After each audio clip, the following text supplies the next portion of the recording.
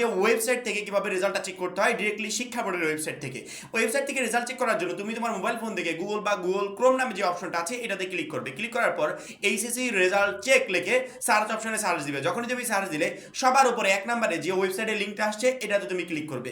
Click করার পরবর্তীতে এই জায়গাতে দেখো এখানে আমাদের টোটাল ইনফরমেশনগুলো বসাতে হবে, অর্থাৎ এই টোটাল ইনফরমেশনগুলো বসানোর পর একটা শিক্ষার্থী মার্কশিট সহ পুরো রেজাল্টটা সংগ্রহ করতে পারবে। প্রথমত এক্সামিনেশনের এখানে তোমাকে এইচএসসি আলিম সিলেক্ট করতে হবে, যেহেতু এইচএসসি পরীক্ষার রেজাল্টটা সংগ্রহ করবে। ইয়ারের এখানে 2025 সিলেক্ট করতে হবে। পরবর্তী দেখো এখানে বোর্ড, তুমি যে বোর্ডটা, তুমি ঢাকা হও, ময়মনসিংহ হও, বা টেকনিক্যাল হও, বা আদার্স মাদ্রাসা বোর্ড হও, যে কোনো বোর্ড হও, সেই বোর্ডটা তোমাকে এখান থেকে সিলেক্ট করতে হবে। আমি প্রথমত ঢাকাটা সিলেক্ট করে দিলাম। পরবর্তী তোমার রোল নাম্বার এখানে বসাতে হবে, পরে তুমি রেজিস্ট্রেশন নাম্বার বসাবে, এবং লাস্টে দেখো 9+5 এখানে দেওয়া আছে। 9+5 অর্থাৎ এইটা হচ্ছে একটা সিকিউরিটি কোড। এই সিকিউরিটি কোড না দেওয়া পর্যন্ত আমরা আমাদের রেজাল্টটা সংগ্রহ করতে পারবো না।